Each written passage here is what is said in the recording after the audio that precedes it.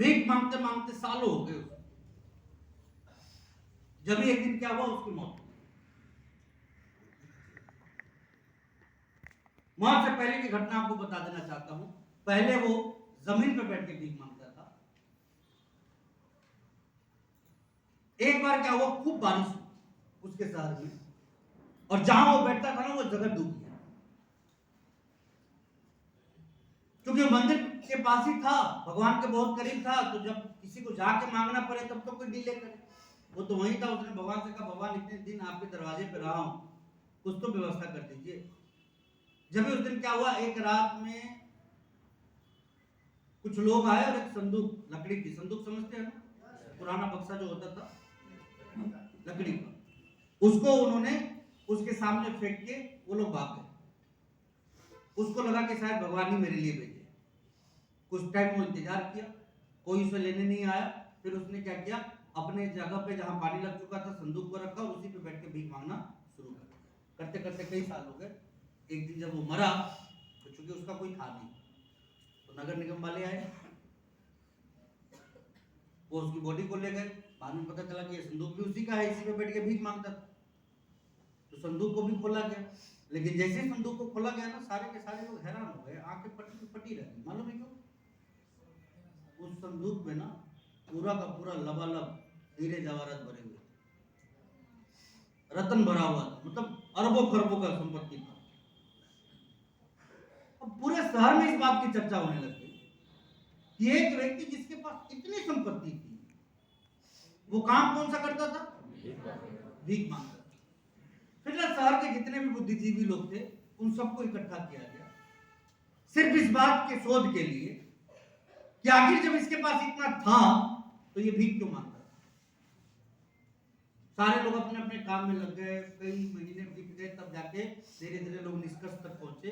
और बाद में निष्कर्ष ये निकला कि एक रात शहर में बहुत तेज बारिश हो रही थी।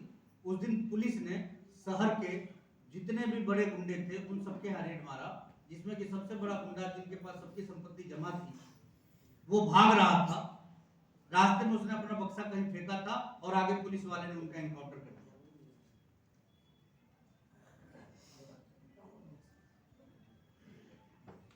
कहानी खत्म नहीं, कहानी शुरू।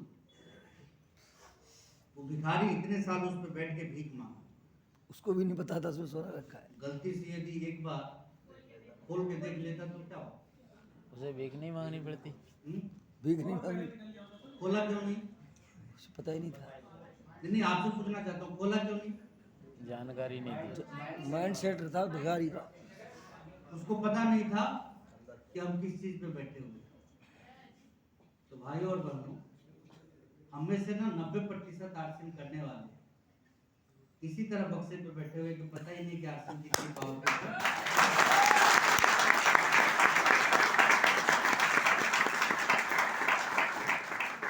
दाल रोटी मोटरसाइकिल 50,000 लाख के लिए आरसीएम मत कीजिए। ये अरबों खरबों में पहुंचाने का बिजनेस है।